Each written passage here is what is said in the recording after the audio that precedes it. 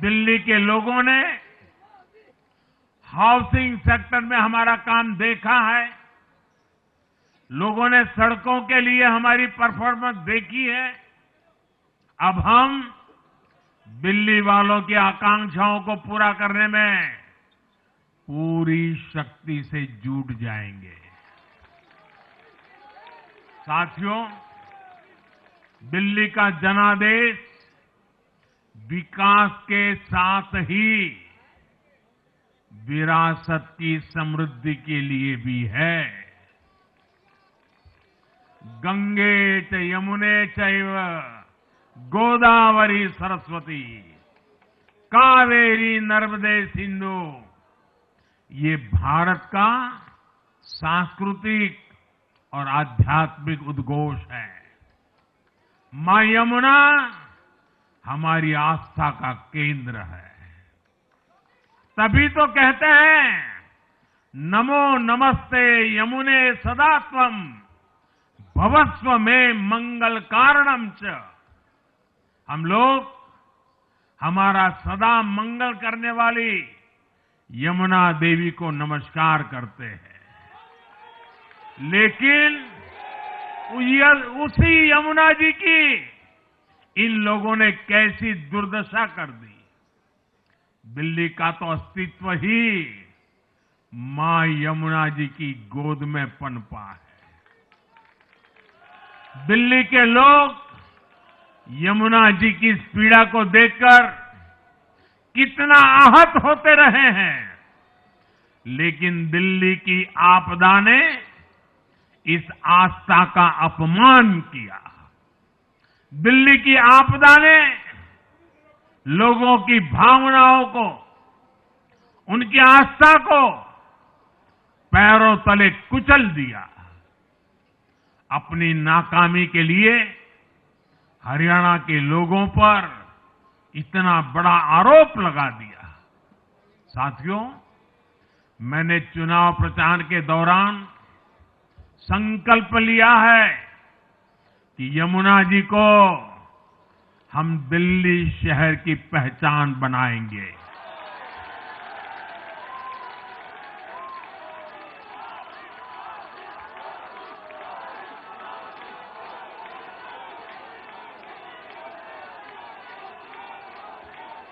मैं जानता हूं यह काम कठिन है।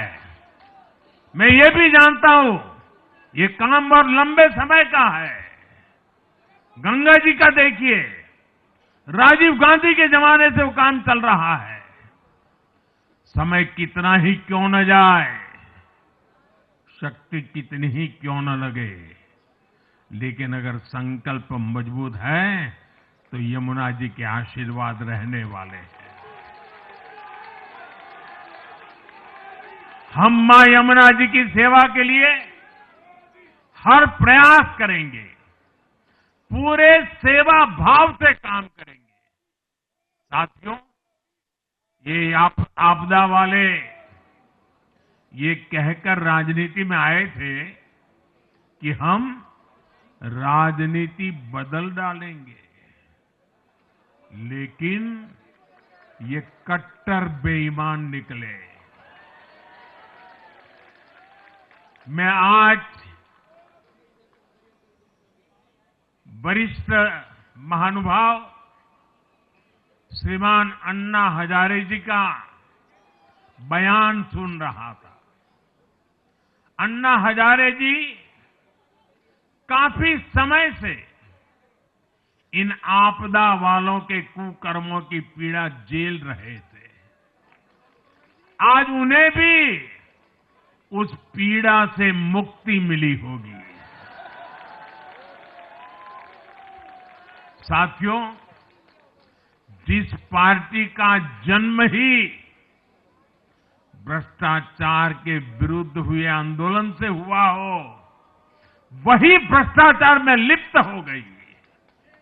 ये देश की ऐसी पार्टी बनी जिसके मुख्यमंत्री, मंत्री भ्रष्टाचार के आरोप में जेल गए, जो खुद को ईमानदारी का सर्टिफिकेट देते थे और दूसरों को बेईमानी का मेडल देते घूमते फिरते थे, वो खुद भ्रष्टाचारी निकले। ये दिल्ली के भरोसे के साथ बहुत बड़ा धोखा था। शराब घोटाले ने दिल्ली को बदनाम किया। स्कूल और अस्पताल में हुए घोटालों ने गरीब से गरीब को परेशान किया। और ऊपर से अहंकार इतना कि जब दुनिया कोरोना से निपट रही थी तो ये आपदा वाले शीश महल बना रहे थे।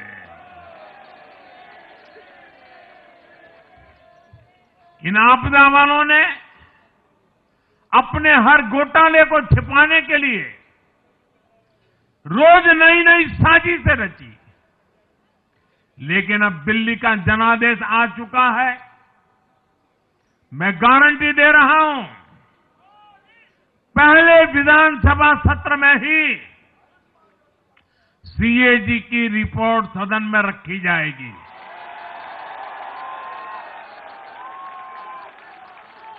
भ्रष्टाचार के हर तार की जांच होगी और जिसने भी लूटा है उसको लौटाना पड़ेगा।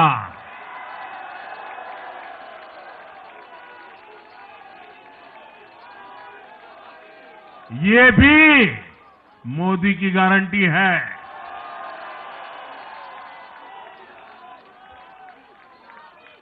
साथियों, आज जनता ने फिर एक बार कांग्रेस को कड़ा संदेश दिया है। दिल्ली के चुनाव में कांग्रेस ने 0 की डबल हैट्रिक लगाई है। देश की राजधानी में देश की सबसे पुरानी पार्टी का लगातार दिल्ली में 6 बार से खाता नहीं खुल रहा है। और ये लोग खुद को पराजय का गोल्ड मेडल देते फिर रहे हैं। सच्चाई ये है कि कांग्रेस पर देश बिल्कुल भरोसा करने के लिए तैयार नहीं है। पिछली बार मैंने कहा था कि कांग्रेस एक परजीवी पार्टी बन चुकी है। ये खुद तो डूबती है, अपने साथियों को भी डुबोती है। साथियों, कांग्रेस एक के बाद एक अपने सहयोगियों को खत्म कर रही है और इनका तरीका भी बड़ा मजेदार है। आज की कांग्रेस अपने सहयोगियों की जो भाषा है, जो उनके एजेंडा है, उसी को चुराने में लगी हुई है। उनके मुद्दे चुराती है, फिर उनके वोट बैंक में सेंध मारती है। यूपी में कांग्रेस उस वोट बैंक को छीनने की कोशिश कर रही है जिस पर समाजवादी पार्टी और बीएसपी अपना हक मानती थी। मुलायम सिंह जी इसको बराबर समझ गए थे। इसी तरह तमिलनाडु में कांग्रेस आज डीएमके की भाषा डबल जोर से बोलती है। उनको डीएमके के वोटर को लुभाना करके खुद की हैसियत बनानी है। बिहार में भी ये कांग्रेस ही है जो जातिवाद का जहर फैलाकर अपनी सहयोगी आरजेडी का जो पेटेंट है उसी जमीन को खाने में जुट गई है। ठीक ऐसा ही हाल जम्मू कश्मीर, बंगाल में भी कांग्रेस ने अपने सहयोगियों का किया है।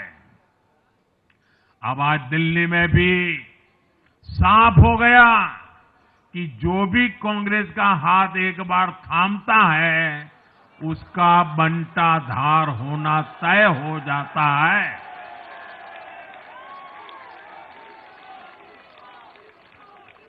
और जो राजनीति का अध्ययन करते हैं उनके लिए मैं आज एक काम छोड़ देता हूं। देखिए, इन्होंने 2014 के बाद 5 साल तक ये कोशिश की, हिंदू बनने की कोशिश की। मंदिरों में जाना, मालाएं पहनना, पूजा करना, भांति भांति की कोशिश की। उनको लगा कि ये करेंगे तो बीजेपी की वोट बैंक में हम सेंध मार करके कुछ ले आएंगे, लेकिन उनकी दाल गली नहीं। तो आपने देखा होगा पिछले कुछ वर्षों से उन्होंने वो रास्ता बंद कर दिया। उन्होंने माना कि ये भाजपा का क्षेत्र है, उसमें पैर नहीं डाल सकते। अब जाए तो जाए कहा, तो ये राज्यों की जो अलग अलग पार्टियां अलग अलग अपने मुद्दों पर जो अपनी जान चला रही हैं, अब उनकी नजरें उन पर है। और इसलिए, और वो भी समझ गए होंगे, बोलते नहीं होंगे, समझ गए होंगे कि ये उनको ही खा रहे हैं। साथियों, इंडी गठबंधन के दल अब कांग्रेस का ये कैरेक्टर समझने लगे हैं। इंडी वालों को ये एहसास हो रहा है कि जिस वोट बैंक को उन्होंने कांग्रेस से छीना है, अब कांग्रेस उसे वापस पाने में जुटी है। इसलिए दिल्ली में हमने देखा, इंडी के ही दलों ने एकजुट होकर कांग्रेस को हैसियत बताने की कोशिश की, अपने वोट बैंक को रोकने की कोशिश की। ये मीडिया वालों को पता नहीं समय नहीं मिला, अब तो समय ही समय है उनके पास। इंडी गठबंधन पूरा दिल्ली में कांग्रेस के खिलाफ मैदान पे उतरा था, और फिर भी क्या हाल हुआ देखिए।